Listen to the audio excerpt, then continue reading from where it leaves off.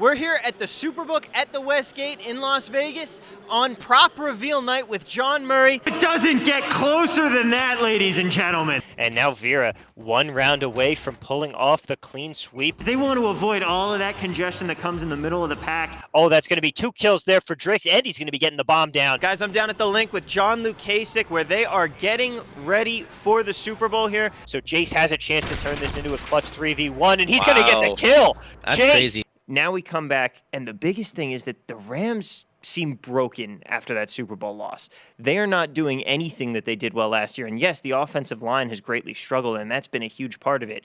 But you look at the fact that now Todd Gurley's done that disappearing act where he hasn't had a breakout game yet this season.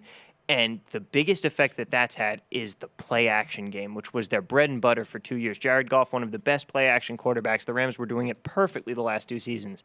This season, on the play-action, Goff has a passer rating of just 71, good for the worst number among starting quarterbacks in the league. Without this play-action offense, without this 3-wide, 1 running back set that has worked so well for the Rams through 2 years, they've had absolutely no answer. Sean McVay's failed to adapt, and that's why this offense has been so stuck in them. The first weekend in April is one of Las Vegas's biggest times of year, as sports bettors pack the books to wager on the final games of the NCAA tournament. This year, the scene on the Strip is jarringly different.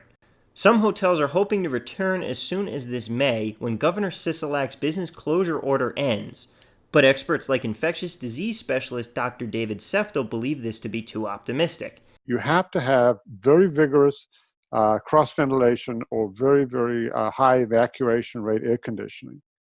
Because we do know that if somebody sneezes and they're completely asymptomatic but they're carrying the coronavirus, that sneeze can carry longer and further, rather, than 6 feet. And those particles can live on surfaces for an extended period of time.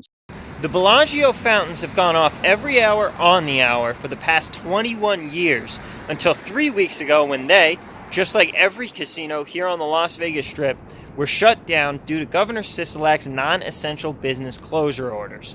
What should be one of the busiest sidewalks in America instead lays empty now, except for a handful of joggers and bikers taking advantage of the extra space. Casinos downtown have been forced to close their doors to the public as well. But while construction continues on the Circa Hotel, across the street at the Golden Gate, Circa Sportsbook director Matt Metcalf remains hard at work. We've tried to get creative, and Derek had kind of tasked us with looking high and low to find stuff for people to bet on. But at the same time, it's got to be stuff that we can research appropriately and make our odds on and feel comfortable taking sizable bets on. I'm not going to put anything on the board where we're taking $20 or $50. Without March Madness, Metcalf says that sportsbook revenue could drop as much as 15% this year. Fortunately, the lack of sports to bet on has not deterred sports bettors. Anything we've had on the boards, as of right now, we're taking at least 500, sometimes 1,000. As Las Vegas fights to return to normal, Dr. Seftel says to remember to wash your hands, maintain distance from others, and to avoid touching your face. I know it's arduous, but it will pay off. It'll pay off for you, for your family, and for the community. In Las Vegas, Thomas Viola reporting.